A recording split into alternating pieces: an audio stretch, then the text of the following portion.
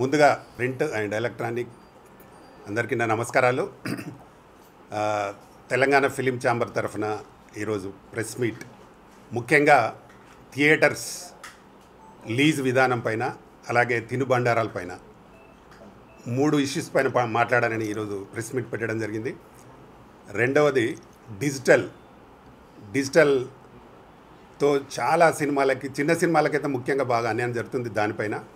మూడవది తెలంగాణ గద్దార్ అవార్డ్స్, దాని మీద కూడా చాలామంది తెలంగాణ వాళ్ళకి అన్యాయం జరిగింది, దాని మీద మాట్లాడడానికి ఈరోజు ప్రెస్ మీట్ పెట్టడం జరిగింది.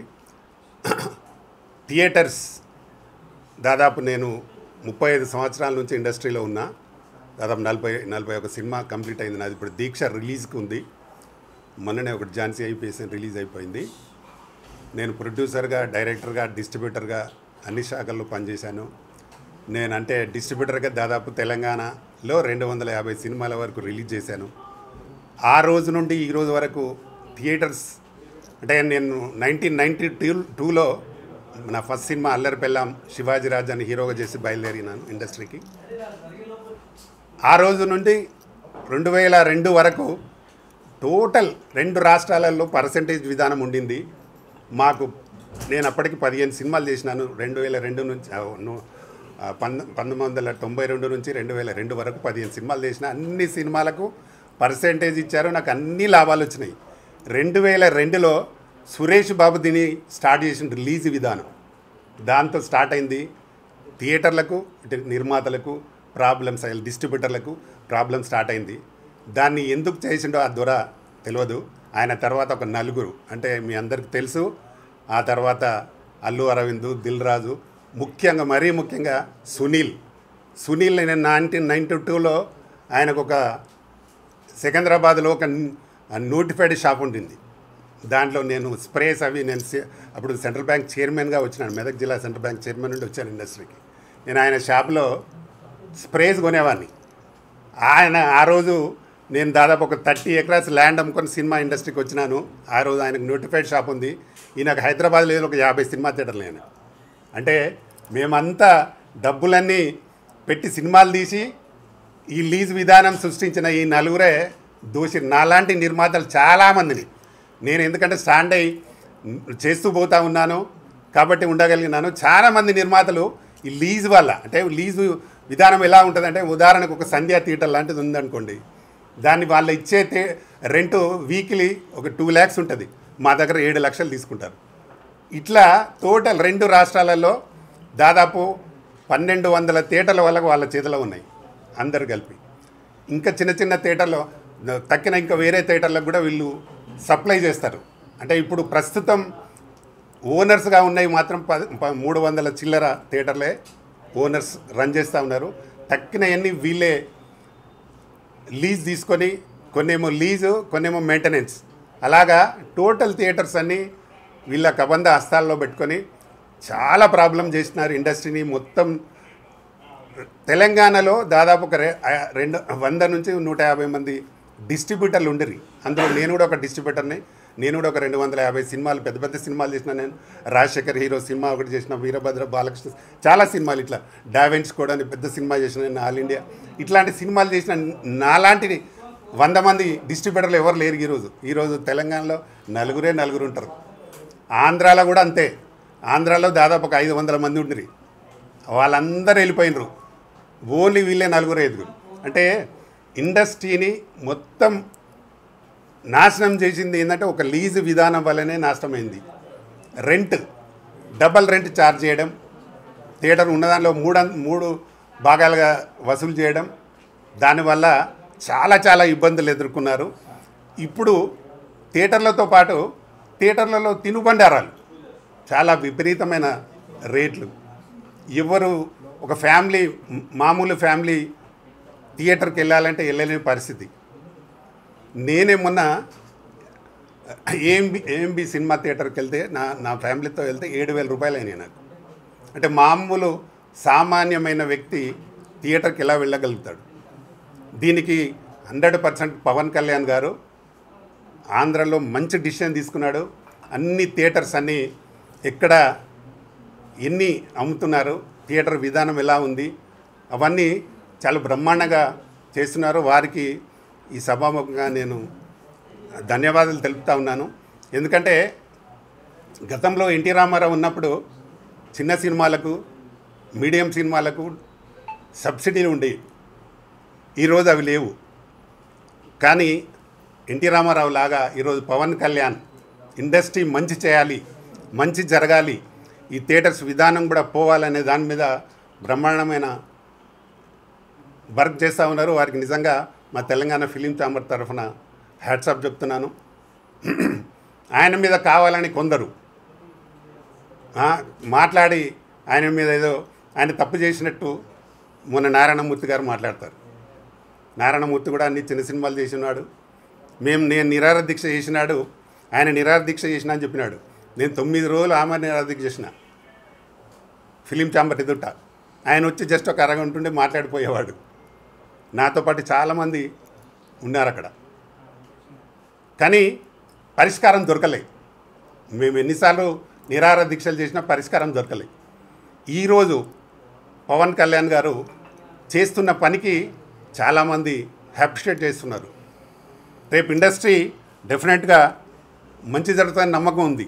నేను తెలంగాణ ప్రభుత్వాన్ని కూడా రిక్వెస్ట్ చేసేది ఏంటంటే, ఇక్కడ సినిమాటోగ్రఫీ మినిస్టర్ ఉన్నారు, ముఖ్యమంత్రి రేవంత్ రెడ్డి గారు ఉన్నారు. వారికి కూడా నా విజ్ఞప్తి ఏంటంటే, ఇక్కడ కూడా తినుబండారాల గురించి థియేటర్స్లో మీరు ఎందుకు తగ్గించడానికి మీరు ప్రయత్నం చేయరు? తప్పకుండా చేయండి. ఒక థియేటర్కు ఒక ఫ్యామిలీ వెళ్ళే పరిస్థితిలో లేరు ఇప్పుడు. దానివల్ల కూడా థియేటర్స్ చాలామంది రావడం లేదు. 4 వారాలు అయితే ఓటీటీలో వస్తుంది సినిమా చూడొచ్చు అని దాని మీద ఖర్చులకు వెనుకాడి పోవడం లేదు. ఒక సామాన్య మధ్యతరగతి కుటుంబం సినిమా థియేటర్లకు రావడానికి భయపడుతున్నారు. అంటే టికెట్ రేట్లో పోతే ఒక పాప్కార్న్ కొంటే ఒక 300 రూపాయలు, ఒక వాటర్ బాటిల్ తాగితే 40 రూపాయలు, 50 రూపాయలు, ఒక కూల్ డ్రింక్ తాగితే 200 రూపాయలు. ఎవరు పెడతారు? సామాన్యులు పెట్టలేరు కదా. బయట కాఫీ తాగితే 20-30 రూపాయలు అయిపోతాడు, 200 రూపాయలు. ఈ రేట్లన్నీ ఎందుకు తగ్గించరు? డెఫినెట్గా ప్రభుత్వాలు పట్టించుకొని వీటిని తగ్గించాల్సిందిగా నేను మరీ కోరుతున్నా. థియేటర్లో రెంట్ విధానం తీసేసి పర్సంటేజ్ విధానం కావాలి. ప్లస్ తినుబండాల రేట్లు అయితే ఎక్కువగా ఉన్నాయి, చాలా ఎక్కువగా ఉన్నాయి. కాబట్టి అన్ని థియేటర్లలో మళ్ళీ ఈ థియేటర్ లీజు వాళ్ళే, బయట ఎవరికి సైకిల్ స్టాండ్ కానీ ఈ క్యాంటీన్స్ కానీ వాళ్ళే, సమోసాలు అమ్మేది కూడా వాళ్ళకి ఎంత డబ్బు సంపాదించినా, ఇంకా ఆస్తులు ఎంత సంపాదించుకున్నా వాళ్ళకు సరిపోవట్లేదు. కాబట్టి అది వేరే గతంలో ఇట్లా ఉండేదంటే సైకిల్ స్టాండ్ వేరే వాళ్ళకి ఇచ్చేవాళ్ళు, అందులో సమోసాలు అమ్మాలన్నా వేరే వాళ్ళకి ఇచ్చేవారు. అవన్నీ ఇప్పుడు వాళ్ళే, థియేటర్స్ వాళ్ళే, లీజు వాళ్ళే, ఈ తినుబండారాలు అమ్మేది వాళ్ళే. కాబట్టి అన్నిటికి కూడా డబల్ రేట్స్, ఒక్కొక్కరు భరించలేని రేట్లు. కాబట్టి దీన్ని తక్షణమే తెలంగాణ ప్రభుత్వం గుర్తించి 100% ఈ థియేటర్ల మీద అంటే సినిమాటోగ్రఫీ మినిస్టర్ గారు తప్పకుండా వాటి మీద చర్యలు తీసుకోవాల్సిందిగా మరీ నేను విజ్ఞప్తి చేస్తూ ఉన్నా. అంటే ఒక ప్రభుత్వం చేస్తూ ఉంది అక్కడ, మన ప్రభుత్వం కూడా ఇక్కడ తెలంగాణ ప్రభుత్వం కూడా చేయాల్సిందిగా మరొకసారి నేను విజ్ఞప్తి చేస్తూ, అలాగే డిజిటల్ ఛార్జెస్ ఇప్పుడు ఒక్క థియేటర్కు 10 నుంచి 15 వేలు కడుతున్నారు. ఇప్పుడు నేను మొన్న ఒక ఝాన్సీ సినిమా రిలీజ్ చేశాను. నేను 50 థియేటర్లు సిటీలో వేస్తే 5 లక్షలు కట్టాను ఓన్లీ థియేటర్స్. ఇప్పుడు మొన్ననే గవర్నమెంట్ ఒక కొత్త జీవో తెచ్చింది. ఏంటంటే మనము ప్రొడ్యూసరు ఈ పెన్ డ్రైవ్ ఇచ్చినా ప్లే చేయాల్సిన అవసరం ఉంది అని ఒక జీవో వచ్చింది. కంపల్సరీగా దాన్ని అమలు చేయాలి. ప్రభుత్వాలన్నీ ప్రభుత్వం నుంచి వచ్చింది కాబట్టి ఇక్కడున్న క్యూబ్ కానీ యూఎఫ్ఓ కానీ వాళ్ళు దాన్ని, ఎందుకంటే వీళ్ళ కంట్రోల్లో ఉన్నాయి ఇప్పుడు థియేటర్లు. మేము ఇవ్వాలన్నా కూడా వాళ్ళకే ఇవ్వాల్సి ఉంటుంది. దాన్ని ఫ్రీగా తీసుకొని ప్రొడ్యూసర్స్కు ఈ సౌకర్యం కూడా కల్పించాల్సిందిగా కోరుతున్నాం. ఎందుకంటే ప్రభుత్వం సెంట్రల్ గవర్నమెంట్ దాన్ని అమెండ్మెంట్ మొన్ననే తెచ్చింది. అది రీసెంట్గా. త్వరలో దాన్ని అన్ని ఛాంబర్లలో కూడా దాన్ని తీర్మానం చేయించి తప్పకుండా ప్రొడ్యూసర్కు ఫ్రీగా, అంటే గతంలో మేము ప్రింట్ ఉన్నప్పుడు మేము ఫ్రీగా మా ప్రింట్ ఇచ్చేవాళ్ళము. ప్రింట్ ఇస్తే వాళ్ళు ఫ్రీగా ప్లే చేసి, అంటే థియేటర్లో వేసి మాకు డబ్బులు షేర్ లాగా ఇచ్చేది. ఇప్పుడు దాన్ని మార్చేసి థియేటర్లో వేసే దాన్ని కూడా ట్యాక్స్ మాతో కట్టించుకుంటారు. అంటే రెంట్ మాతో కట్టిస్తున్నారు ప్రొడ్యూసర్స్తో. ఆ విధానం కరెక్ట్ కాదు. కాబట్టి ఇప్పుడు కొత్త చట్టం వచ్చింది, త్వరలోనే దాన్ని కూడా అమలు చేయాల్సిందిగా మరీ అందరినీ కోరుతున్నా. థియేటర్లో ఎగ్జిబిటర్స్ కూడా దీన్ని గమనించాలి. ఎందుకంటే గతంలో మేము ప్రింట్ ఇస్తే ప్లే చేశారు, మీరు సినిమా రిలీజ్ చేశారు. కాబట్టి ఇప్పుడు మేము సీడీ ఇచ్చినా లేకపోతే పెన్ డ్రైవ్ ఇచ్చినా తప్పకుండా థియేటర్లు ఎగ్జిబిటర్లు దాన్ని ప్లే చేసి దాన్ని పర్సంటేజ్ విధానంగా ఇవ్వాల్సిందిగానే మరీ కోరుతున్నా. దీని మీద తర్వాత ఈ మెయిన్గా ఏంటంటే ఈ ఎఫ్డిసి చైర్మన్ దిల్ రాజు గారు 19వ తారీఖు నాడు థియేటర్లో తెలుగు ఫిలిం ఛాంబర్లో ఒక మీటింగ్ జరిగిన సురేష్ బాబు ఉన్నాడు, దిల్ రాజు ఉన్నాడు. వాళ్ళు వచ్చి బయటకు వచ్చే అనౌన్స్ చేసారు, అన్ని పేపర్లలో వచ్చింది, న్యూస్లో కూడా వచ్చింది, థియేటర్లు బంద్ అని, ఛాంబర్ త్రూ బంద్ అనే వచ్చింది. నా దగ్గర పేపర్ కటింగ్ కూడా ఉంది, పేపర్స్ కటింగ్ ఉన్నాయి, వీడియో కూడా ఉన్నాయి. వాళ్ళు ఏమంటారు, ఆయన మొన్న దిల్ రాజు మీటింగ్ పెట్టి నాకు అసలు తెలియదు, ఎవరో అక్కడ చేసిన ఆయన దాని మీదకి వెళ్ళి మేము బంద్ అని అనుకున్నామని తప్పు మాట్లాడుతున్నాడు. ఆయన ఒక దిల్ రాజు అంటే ఎఫ్డిసి చైర్మన్గా ఒక బాధ్యతాయుతమైన పదవిలో ఉండి తప్పుగా మాట్లాడుతున్నాడు, అది కరెక్ట్ కాదు. ఆయన ఇంతకుముందు మన ఫిలిం ఛాంబర్ చైర్మన్గా కూడా చేసినాడు. కాబట్టి ఆయనకు అన్నీ తెలుసు. కావాలని ఎక్కడి నుంచో మేము అసలు మాకు సంబంధమే లేదు అనేవాడు ఎవరో అతను సత్యనారాయణ ఆయన ఈస్ట్ గోదావరి అతని మీద నెట్టేసినారు. అది కరెక్ట్ కాదు. దిల్ రాజు గారు, మీరు ఒక తెలుగు ఫిలిం ఛాంబర్ ప్రెసిడెంట్గా వేసినారు, ఇప్పుడు ఎఫ్డిసి చైర్మన్గా ఉన్నారు. కాబట్టి మీరు ఒక బాధ్యత గల మనిషి ఉండి ఇలాంటి కరెక్ట్గా తప్పుడు విషయాలు చెప్పొద్దు. మీరు ఆ రోజు మీటింగ్లో పాల్గొని ఉన్నారు, తెలుగు ఫిలిం ఛాంబర్లో మీటింగ్లో మీరు సురేష్ బాబు ఉన్నారు, మన తరఫున ఇక్కడ తెలంగాణ తరఫున అందరూ కలిసి మీటింగ్ పెట్టారు. మీటింగ్లోనే అది తీర్మానం చేసినారు. పవన్ కళ్యాణ్కు చెప్తారు వీళ్ళు, మేము అసలు లేము, మాకు తెలియదు, మా లెవెల్లో చెప్తే మీ జనసేన నాయకుడు చెప్తే మేము బంద్ చేసేది జరిగింది అని తప్పుడు సమాచారం వల్ల ఆయన జనసేన నుంచి ఆయనను సస్పెండ్ చేసినారు, సత్యనారాయణ గారిని. కరెక్ట్ కాదు. మీరు డబ్బు సంపాదించింది మూటలు కట్టుకునేదంతా వీళ్ళు అన్యాయంగా ఈస్ట్ గోదావరి అతని డిస్ట్రిబ్యూటర్ని అన్యాయంగా బదనాం చేసి పవన్ కళ్యాణ్ దగ్గర ఆయనను సస్పెండ్ చేసే వరకు తీసుకొచ్చారు. ఇంట్లో థియేటర్లో మొత్తం ఎపిసోడ్ నడిపిందంతా ఈ నలుగురే. వీళ్ళకి ఏంటంటే గతంలో బాగా డబ్బు సంపాదించినారు, ఇప్పుడు వాళ్ళ సినిమాలు రిలీజ్ లేవు. కాబట్టి కంపల్సరీ ఇప్పుడు సిస్టమ్ మనం పర్సంటేజ్ సిస్టమ్ తెస్తే బాగుంటుందనే ఒక దురుద్దేశంతో దాన్ని ఊరికే అందరితో కలిపి మీరు బంద్ చేస్తే మేము కూడా బంద్ చేస్తామని వచ్చి అది స్టేట్మెంట్ ఛాంబర్ త్రూ వచ్చింది. స్టేట్మెంట్ కూడా తెలుగు ఫిలిం ఛాంబర్ ద్వారా వచ్చిన తర్వాత నేను కూడా ఇప్పుడు Telugu film producer council EC మెంబర్గా ఉన్నా. గతంలో నేను ప్రొడ్యూసర్ ప్రెసిడెంట్గా చేసిన తెలుగు ఫిలిం ఛాంబర్లో నేను కూడా చాలా పోస్టులు చేసిన, సెక్రటరీ చేసిన, చాలా పోస్టులు చేసిన. విషయం ఏంటంటే ఎవరున్నా అక్కడ నలుగురు మాత్రమే మొత్తం ఇండస్ట్రీని ఇక్కడ ఇప్పుడు ఈ థియేటర్లు వాళ్ళే, అటు డిజిటల్ దాళ్ళు కూడా వాళ్ళే ఉంటారు. మొత్తం ఇండస్ట్రీని మొత్తం కొలాబ్ చేస్తున్నది వాళ్ళే, డబ్బు మూటలు కట్టుకునేది వాళ్ళు, బదనాం చేసేది బయట. కాబట్టి పవన్ కళ్యాణ్ గారికి 100% మీరు కంటిన్యూగా అలాగే చేయండి. మీ ఎంబడి మేమందరం ఉన్నాం, మా ఛాంబర్ అందరూ ఉన్నారు, ప్రొడ్యూసర్స్ అందరూ ఉంటారు. అలాగే ఇక్కడ తెలంగాణ గవర్నమెంట్ కూడా ఈ డిసిషన్ తీసుకోవాలి తప్పకుండా. అసలు ముఖ్యంగా దిల్ రాజు లాంటి వ్యక్తి కంటే అతనే అంటే లెస్సీ కాబట్టి అతనికి కూడా చాలా థియేటర్లు ఉన్నాయి. కాబట్టి అసలు ఎఫ్డిసి చైర్మన్గానే అనర్హుడు ఆయననే. ఇప్పుడు ఏదో శాస్త్రం చెప్పినట్టు ఉంటుంది, దొంగకే తాళం ఇచ్చినట్టున్నది ఈ కథ. ఇప్పుడు ఇక్కడ ఆయనకే అన్ని థియేటర్లు ఆయనే, అందరిది ఏది చేసినా ఆయన ద్వారానే జరుగుతుంటుంది. ఆయననే మళ్ళీ వాళ్ళు ఎవరో చేసిరని వేరే వాళ్ళని నెడతారు. కరెక్ట్ కాదు అది. 100% వాళ్ళు చేసిన దానికి వాళ్ళకి 100% భగవంతుడు అని చూస్తారు, తప్పకుండా శిక్ష అనుభవిస్తారు. అల్లు అరవింద్కి థియేటర్లు ఉన్నాయి. క్యూబ్లో ఆయన పార్ట్నర్.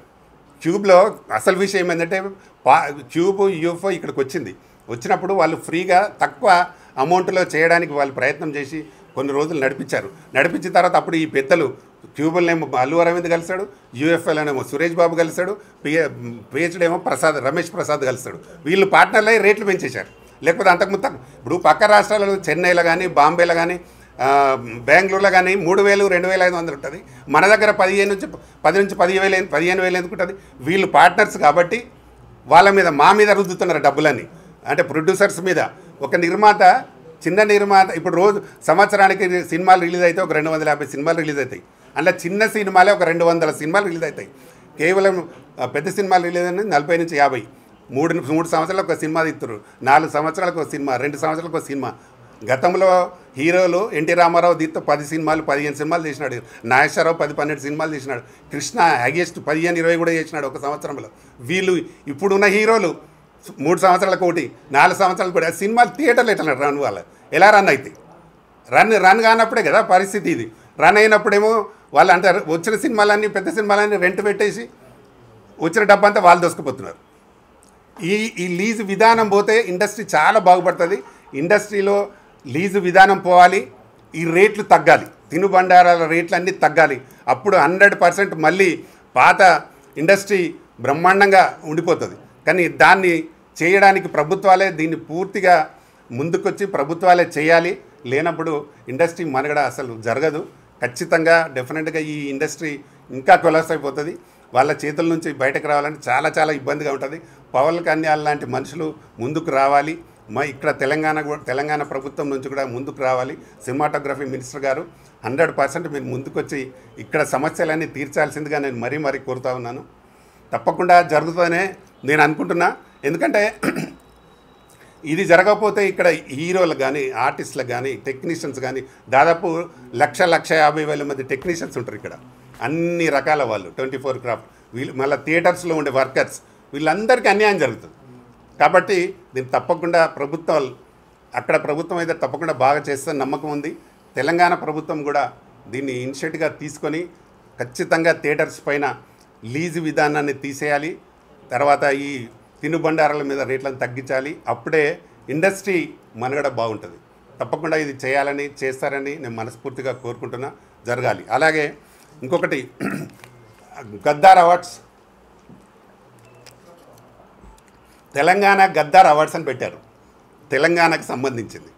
తెలంగాణ గద్దార్ అవార్డ్స్ పెడతారు. జ్యూరీ చైర్మన్ జయసుధ మురళీమోహన్ ఉంటారు.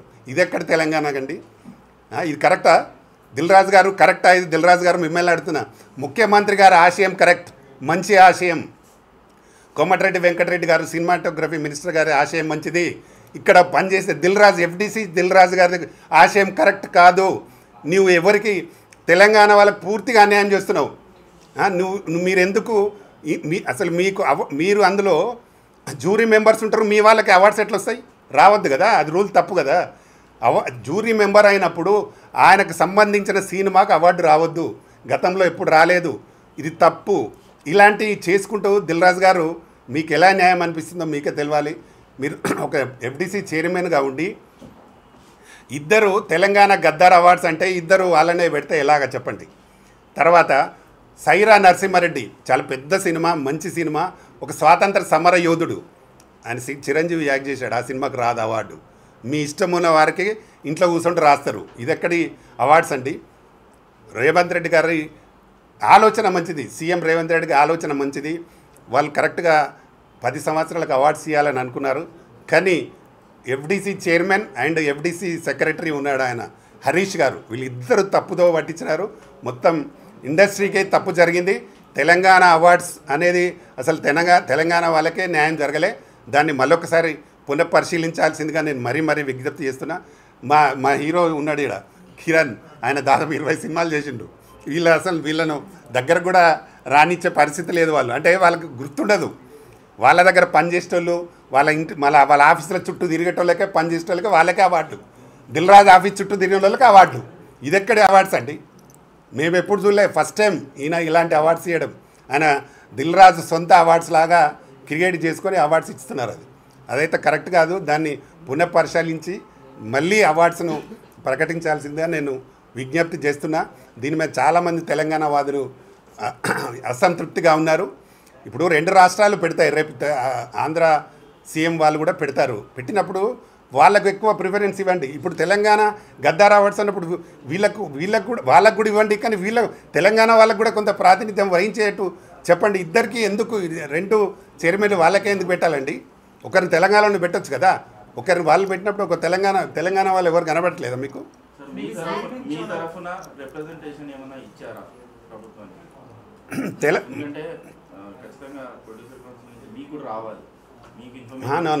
మాకు అసలు మా తెలంగాణ ఫిలిం ఛాంబర్కి అసలు ఇంటిమేషనే లేదు. మేమే వెళ్ళి హరీష్ అని ఉంటాడు సెక్రటరీ, ఆయనని అడిగినాము. అడిగితే అన్ని దిల్రాజు చూస్తున్నాడు సార్ అని అన్నాడు ఆయన.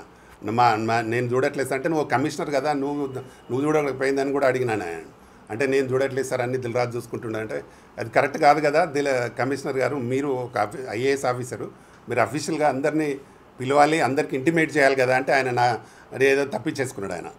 నేను వెళ్ళి అడిగాను, ఆయన అడిగితే నేనేమో దిల్రాజు నేను డైరెక్ట్ వెళ్ళి అడగాల్సినంత అవసరం నాకు లేదు, నేను అడగలేదు ఆయన.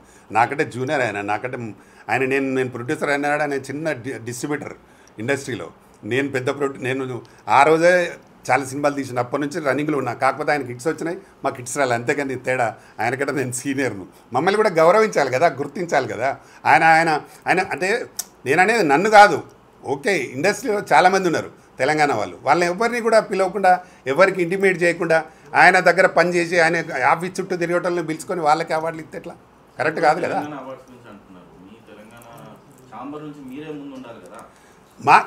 మేము అంటే ఎఫ్డీసీ చైర్మన్ ఆయన కదా, అంటే మేము చైర్మన్ మన తరఫున కాదు కదా.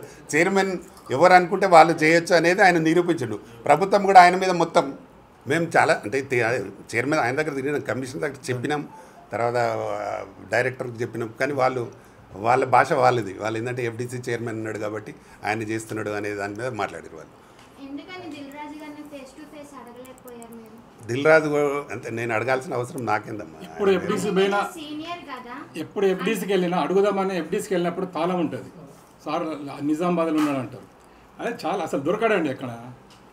ఎఫ్డీసీలు ఉండాలి కదా, టైం ఇవ్వాలి కదా. డైరెక్ట్ మాట్లాడుకుంటే ప్రెస్కు మాట్లాడుతున్నా కదా, ఆయనతో డైరెక్ట్ మాట్లాడాల్సిన అవసరం నాకు లేదు. కాబట్టే ప్రెస్కి చెప్తున్నా, గవర్నమెంట్కి రిక్వెస్ట్ చేస్తున్నా దాన్ని మళ్ళీ చేయాలి, దాన్ని పునఃపరిశీలించని చెప్పమని చెప్తున్నా.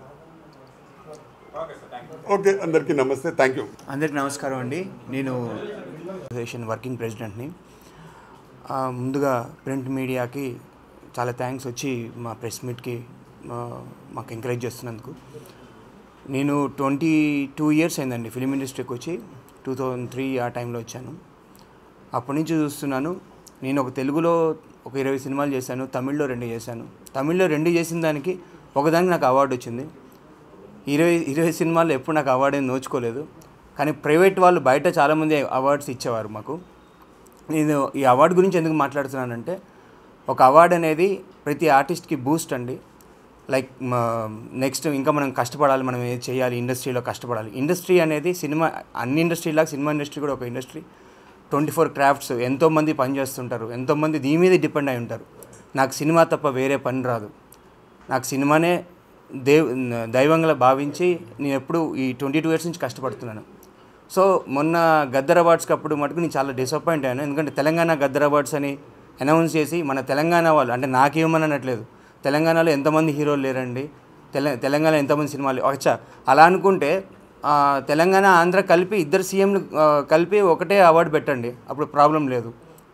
అట్లా అవార్డు వస్తుంది అనుకోండి, ఎంకరేజ్మెంట్ తోటి ఇంకా మీ పిక్చర్స్లో సినిమాలో కష్టపడాలి, పైకి రావాలి అని మాకు ఒక ఆశ ఉంటుంది.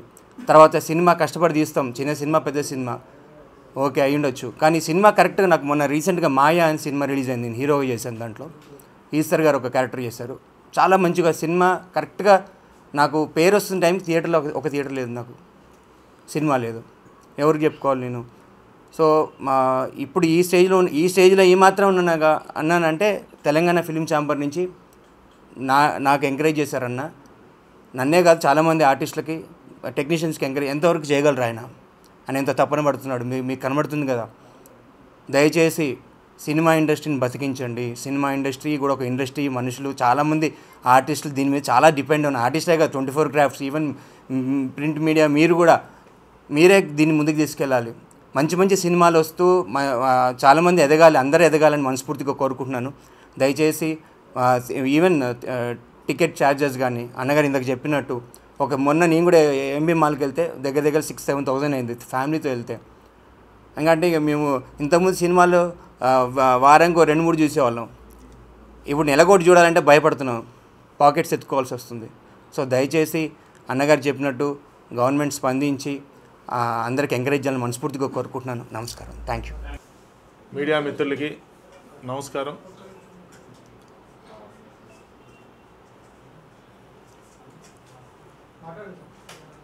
ఓకేనా? మీడియా మిత్రులందరికీ నమస్కారం. ఈరోజు జూన్ 2 తెలంగాణ ఆవిర్భావ దినోత్సవంగా భావిస్తున్నాం. సో ఈరోజు మరి తెలంగాణ ప్రజలందరికీ కూడా ఒకసారి ఈ యొక్క తెలంగాణ దినోత్సవాన్ని పురస్కరించుకొని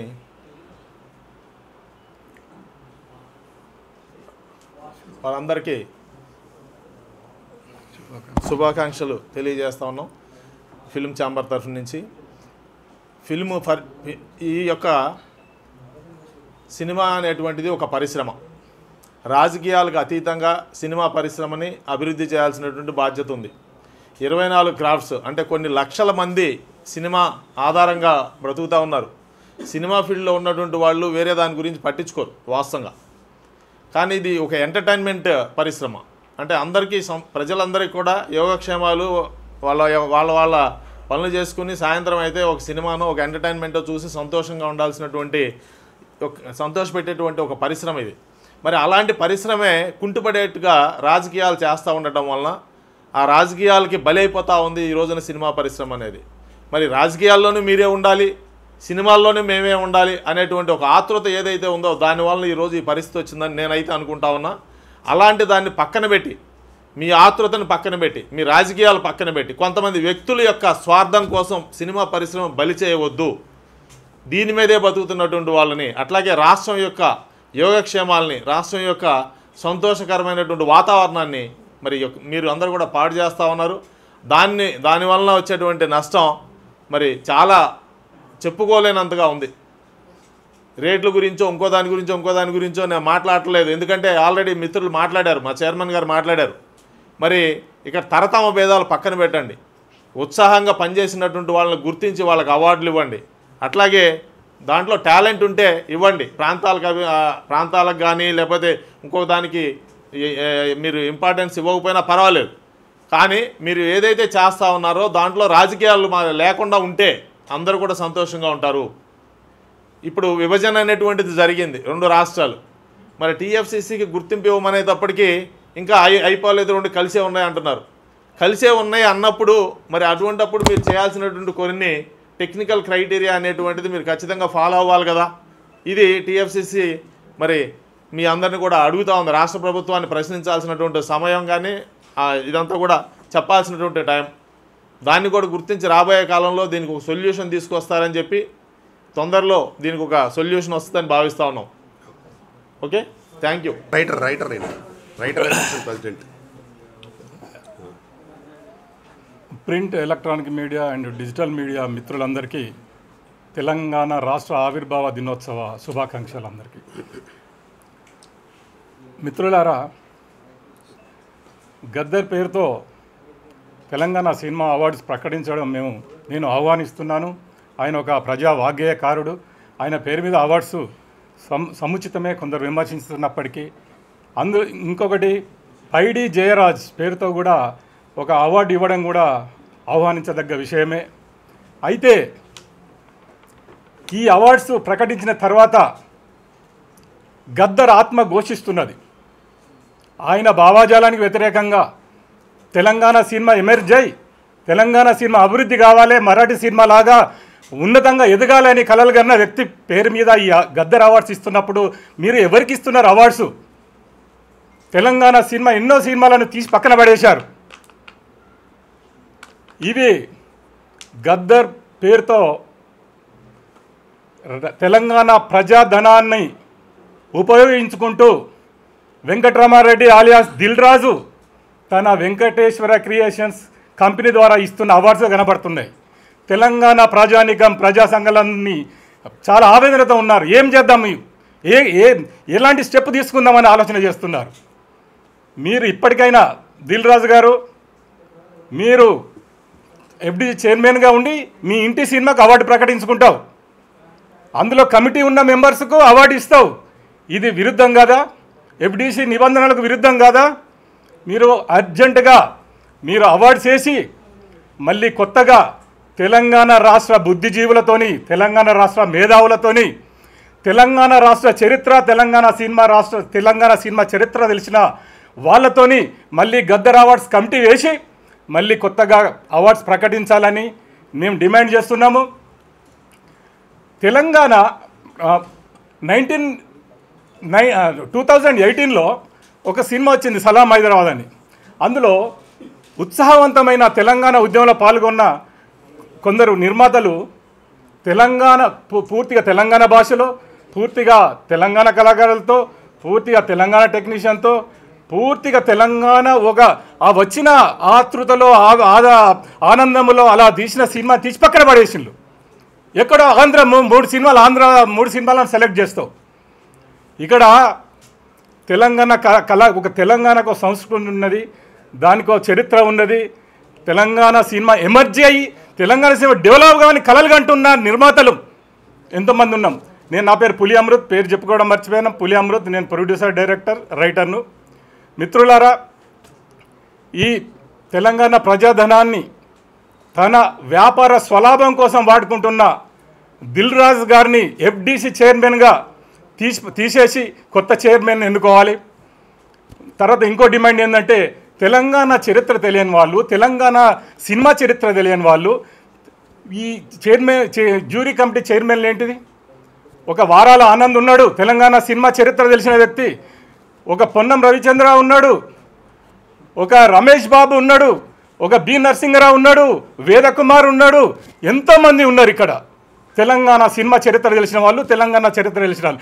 ఏమి చరిత్ర తెలియని దద్దమ్మలను మీరు జ్యూరీ చైర్మన్లుగా నిర్మిస్తారా? దిల్ రాజు గారు, మీరు వెంటనే మా ఉద్యమం ఉధృతం కాకముందుకే మీరు అవార్డులను రద్దు చేసి మళ్ళీ తెలంగాణ బుద్ధిజీవులతో ఒక కమిటీ వేసి మళ్ళీ గద్దర్ అవార్డులు పరిశీలనకు తీసుకొని తెలంగాణ నిర్మాతలకు, తెలంగాణ కళాకారులకు, తెలంగాణ సినిమా రంగానికి సంబంధించిన అందరికీ న్యాయం చేయాలని మేము డిమాండ్ చేస్తున్నాము, కోరుతున్నాము. అడ్డుకుంటాం. రేపటి నుండి, ఈ రోజు నుండి మా కార్యాచరణ, ఈరోజు తెలంగాణ ఆవిర్భావ దినోత్సవము, ఈ రోజు నుండి మా కార్యాచరణ స్టార్ట్ చేశాము. చాలామంది అడ్వకేట్ చేసి, జర్నలిస్ట్ చేసి చాలామంది ఆలోచనలో ఉన్నారు, ఏం చేద్దాము, దీన్ని అడ్డుకోవాలి, లేకుంటే ఇది చాలా దుర్మార్గం అయిపోతుంది. మేము 2014 నుండి ఎన్నో కలలు కన్నాం. కేసీఆర్ ఏమి చేయలేదు, తెలంగాణ సినిమా రంగానికి ఏమి చేయలేదు. కనీసం కాంగ్రెస్ గవర్నమెంట్ వచ్చినాకనన్నా తెలంగాణ సినిమా మరో మరాఠీ సినిమా లాగా డెవలప్ అవుతుందని మేము ఎన్నో కలలు కంటే మా కళను వమ్ము చేసినాం. మేము మీ కాంగ్రెస్ గవర్నమెంట్కు మేము సపోర్ట్ చేసి మేము గెలిపించినాం. మీ గెలిపిలో మా కృషి కూడా ఉన్నది.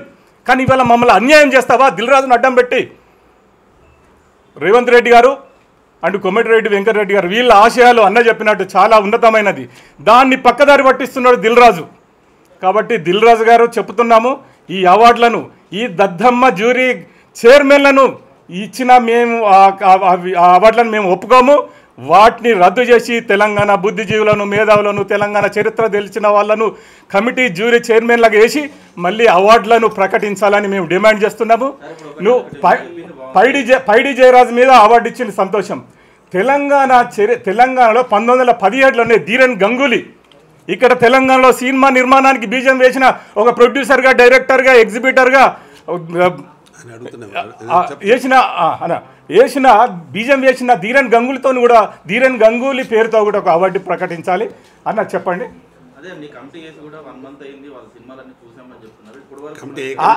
అసలు ఏ కమిటీ చూడలేదు. ఈయన వెంకటేశ్వర క్రియేషన్స్ ఆఫీసులకు వెళ్ళి పేపర్ మీద ఏం రాసి ఇచ్చిండో అవే చదివిండు వాళ్ళు. కమిటీ నేను చెప్తాను, కమిటీ వాళ్ళు ఎవ్వరు చూడలే. అది ఉంటే దాన్ని ఇప్పుడు ప్రసాద్ ల్యాబ్లో అన్ని సీసీ కెమెరాలే కదా, అన్ని బయట పెట్టమని చూడలేదు. అక్కడికి వెళ్ళాలి, సంతకం పెట్టాలి, రిటర్న్ రావాలి, నాకు పనిందని ఎవ్వరు అసలు జ్యూరీ మెంబర్లు ఎవ్వరు చూడలే. ఏదో 2-3 చూసుంటారు. అది ఎలా ఉంటుందంటే మొత్తం మంది చూసి డిస్కస్ చేసి ఏ సినిమాకి ఇవ్వాలి, ఇన్ని సినిమాలు చూసినాం కదా మనము, అంతా డిస్కస్ చేయాలి. అది ఏం చేయలే. దిల్ రాజు ఇంట్లో వాళ్ళ ఆఫీసులో కూర్చోండి రాసిండ్రు. 100% అది తప్పు, అది కరెక్ట్ కానే కాదు. కాబట్టి అసలు జ్యూరీ మెంబర్లు ఎవ్వరు కూడా మొత్తం సినిమాలు, అందరూ జ్యూరీ మెంబర్లు సినిమాలు చూడనే లేదు. చూడకుండా నా దగ్గర ప్రూఫ్ ఉంది కాబట్టి నేను చెప్తున్నా, వాళ్ళ దగ్గర ప్రూఫ్ ఉంటే చూపించామను ఎందుకంటే ప్రసాద్ ల్యాబ్లో సీసీ కెమెరాలు ఉంటాయి. ఎంతమంది వచ్చారు, ఎంతమంది చూసిరు, నువ్వు బయట పెట్టమని అందరికీ తెలుస్తుంది. ప్రెస్కే పెట్టమని, ప్రెస్కే చూపించమని. వాళ్ళు అసలు ఎక్కడ చూడలే. జ్యూరీ మెంబర్లు 2-3 చూసిండ్రు, అసలు అందరు చూడలే. కాబట్టి వాళ్ళు కూర్చుంటే రాసుకునే అవన్నీ అవార్డ్స్. అందరూ కూడా దీని మీద వ్యతిరేకత ఉన్నారు. ఖచ్చితంగా దీన్ని మళ్ళీ పునర్నిర్మాణం చేయాలి అవార్డ్స్ని. సార్ ఇందాక అసలు అడ్డుకుందామనే ఒక మీరు చెప్పారు అడ్డుకుంటారని ఏ విధంగా దాన్ని అడ్డుకోబోతున్నారు అవార్డ్స్ ఈ అవార్డ్స్ను ఈ అవార్డ్స్ రద్దు చేసేందుకు కార్యాచరణ రూపొందిస్తున్నారు ప్రజా సంఘాల వాళ్ళు, ఇంకా కొంతమంది తెలంగాణ మేధావులు. ఏం చేద్దాం, ఎట్లా అడ్డుకుందామని. మేమే కాదు, సినిమా రంగంలో ఉన్న వాళ్ళే కాదు, బయట ఉన్న వాళ్ళు కూడా చాలా ఆగ్రహంగా ఉన్నారు, ఆవేదనతో ఉన్నారు. మాతో పాటు వాళ్ళు కూడా కలిసి చాలా మంది దీన్ని ఎట్లా అడ్డుకోవాలనే ప్లాన్ కార్యాచరణ స్టార్ట్ అవుతుంది. త్వరలో చూపిస్తాం అదేంటిదో. అరే ఏంటి లక్షలు మేము తెలంగాణ నిర్మాతలం డైరెక్టర్లము, మాకు 10 లక్షలు ఇవ్వమని అడుగుతలేము. ₹1,00,000 ఇచ్చావు, గవర్నమెంట్ గుర్తింపితే దానికి మేము సంతోషపడిపోతాం. నువ్వు 10 లక్షలు 20 లక్షలు ఇచ్చి తెలంగాణ ప్రజల ధనాన్ని మీరు ఎందుకు దుర్వినియోగం చేస్తున్నారు? ఎవరికో ఇచ్చేసి.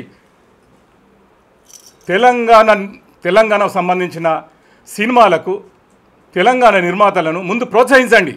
తర్వాత రఘుపతి వెంకయ్య నాయుడు అవార్డు సంతోషం, గొప్ప వ్యక్తి, ఆయన పేరు మీద ఇవ్వాలి. అట్లాగే పెద్దవాళ్ళు పైడి జయరాజ్ పేరు మీద ఇస్తున్నారు, సంతోషం, అట్లాగే ఇవ్వాలి. అట్లాగే పెద్ద ఐకాన్స్ పేరు మీద అవార్డ్స్ ఇస్తే మేము సంతోషిస్తాం, చాలా ఆనందం. అట్లాగే ధీరన్ గంగూలీ పేరుతో కూడా ఒక అవార్డు ప్రకటించాలి. 1917లోనే తెలంగాణలో సినిమాకు బీజం వేసిన ధీరన్ గంగూలీని మనం సగౌరవంగా గౌరవించుకోవాలి. అవన్నీ వాళ్ళకి తెలిసి ఉంటాయి కదా, తెలియకనే చరిత్ర తెలియనాలను, తెలంగాణ సినిమా చరిత్ర తెలియాలని జూరీ మెంబర్లు వేసి వాళ్ళు ఎవరండి యాక్టింగ్ చేస్తారు, యాక్టింగ్ వరకు పరిమితం. వాళ్ళకు తెలంగాణ చరిత్ర, తెలంగాణ సినిమా చరిత్ర ఏం తెలుసు వాళ్ళకు. Okay right. థ్యాంక్ యూ, అందరికీ నమస్కారం.